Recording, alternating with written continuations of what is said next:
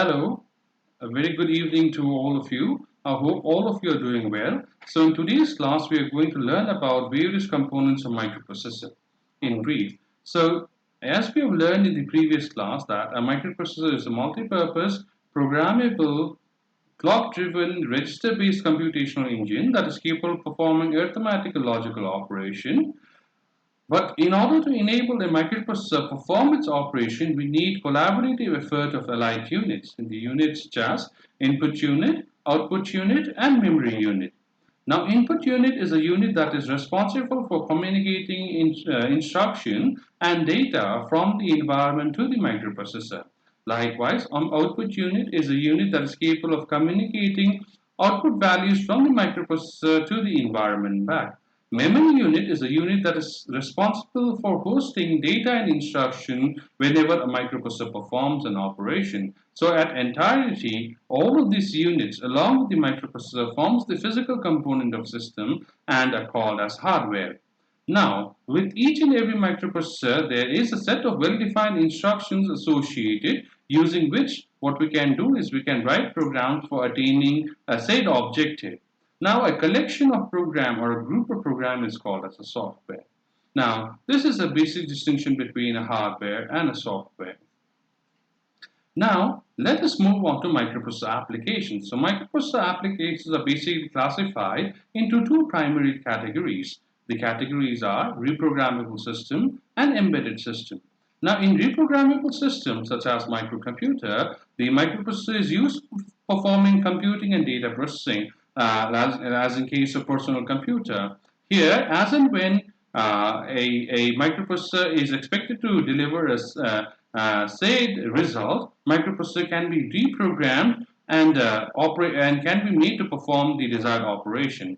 But in case of embedded system, the microprocessor forms the part of the system. So as microprocessor forms the part of the final product, it is not available for reprogramming. So the basic distinction between reprogrammable system and embedded system is that in case of reprogrammable system, microprocessor is available for reprogramming, whereas in case of embedded system, microprocessor is not available for reprogramming. Now, the fact that the microprocessor is programmable, it basically implies that a microprocessor can be instructed to perform a desired task defined within the capabilities of the microprocessor. Now, whenever a microprocessor performs an operation, it performs the operation using instructions and data byte that is stored in storage device called as computer's memory. So every time whenever a microprocessor is expected to perform an operation, it performs read operation of the instructions and the data and performs the operation. Now, microprocessor always operates on binary digits 0 and 1, and these binary digits are called as bits. And bit is an abbreviation of binary digits. These are basically representation of electrical signals. So each and every microprocessor recognizes and processes a group of bits. Now, this group of bits is referred to as a word. Now, each and every microprocessor are classified according to their word length. So with each and every microprocessor, there is a group of bits that is associated that is called as word, and microprocessor often classified according to their word length. Now, the word length can be 4-bit, it can be 8-bit, it can be 16-bit, it can be 32-bit, and it can be 64-bit. It determines, or it refers to the number of, the volume of information that the microprocessor processes per unit time. Now, let's try to create a distinction between a microprocessor and a microcomputer. Now, a microprocessor always forms the part of many product, but microprocessor cannot work on itself or cannot perform operation on itself. So it requires aid of the other allied units such as input unit, memory unit, and output unit. Along with it requires external power supply. Now, let us try to understand what is a microcomputer.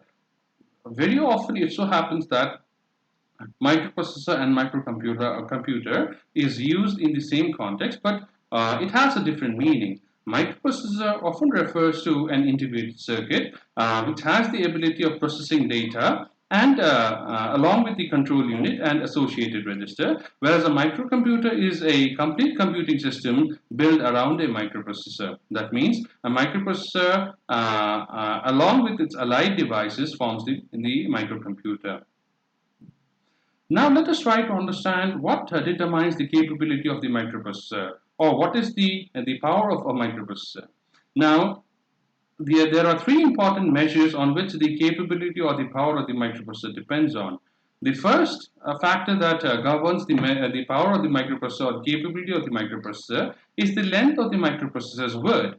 So, greater the length of the microprocessor's word, greater will be the volume of data that the microprocessor processes. Second one, the number of words that the microprocessor can address. So greater the number of words that the microprocessor can address, greater will be the reachability of that microprocessor. And the third is the speed at which the microprocessor can execute an instruction. So greater the speed, greater will be the number of instructions that will be executed by the microprocessor. So these are the three important measures on which the power or the capability of the microprocessor depends on. So this is a very simple diagrammatic representation that represents the various factors on which power of the microprocessor depends on. That is the word size, the number of words, and the speed. Now, let us discuss something about microprocessor-based system with bus architecture. Now, here, this is a very simple schematic representation of how a microprocessor interacts with the other devices that are associated with that are associated or present in the microcomputer. Now, a microprocessor has in it arithmetical logical unit. It has in it register array. It has in it control unit. Now, arithmetic logical unit is capable of performing arithmetic logical operations. Control unit is capable of generating control signal that is capable of controlling and coordinating the activities of other units. Register array is capable of hosting operands whenever the arithmetic logical unit performs operation. Likewise, system bus is a communication channel that is established between the microprocessor and the other peripheral devices that allows the microprocessor to interact with them. So let us start with the description of the various units. So arithmetical logical unit. So arithmetical logical unit is a unit that performs arithmetic and logical operations. So arithmetic operations such as addition, subtraction, multiplication, division, and logical operations such as realization of AND gate, OR gate, NOT gate, XOR gate. So different microprocessor has different set of instructions that enables different arithmetic and logical operations. Now the operations are performed using operands that are stored in the register or that are stored in the memory. Now register array. And now register array, it consists of various registers identified by letters such as B, C, D, E, H, L.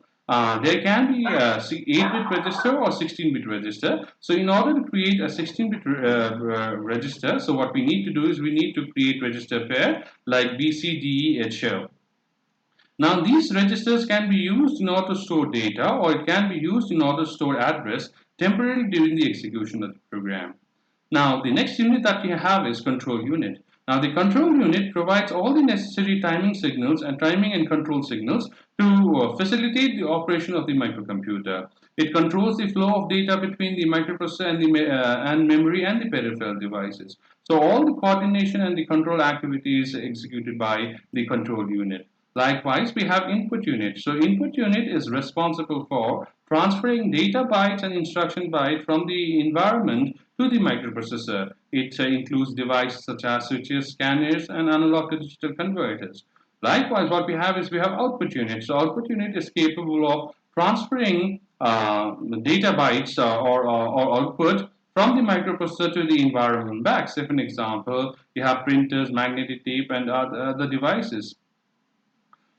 We have memory unit. So memory unit is capable of storing binary information pertaining to instruction and data that the microprocessor uses whenever it performs operation. So in order to execute a program, the microprocessor has to read the instruction as we have discussed in the previous class. So we have instruction fetch, instruction decode, operand fetch, operand execute, and then operand store. So these are the operations. So these are the activities that are performed whenever a microprocessor has to execute an instruction. So in order to execute a program, the microprocessor reads the instruction and the data from the memory, and it performs computation operation in its ALU section. The results from the operations that the microprocessor performs can be stored in the memory or can be sent to the output section for display. Likewise, we have system bus. So system bus is a communication channel or communication path that is established in between the microprocessor and the peripheral device. The microprocessor at a time can communicate only with one peripheral device, and the coordination activity is performed by the control unit. So this is a brief discussion about the various units that a microprocessor based system has in it. So in today's class, what we have learned about is we have learned about in brief the components of a microprocessor. We have learned about different types of microprocessor applications. We have learned about microprocessor and its relation with microcomputer.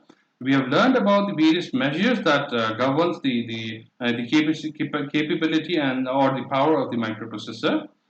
We have learned about microprocessor based system and the allied bus ARM architecture. So in the next class, what we're going to do is we're going to start with 8085 microprocessor, where we will be discussing 8085 architecture. Thank you very much. Good evening.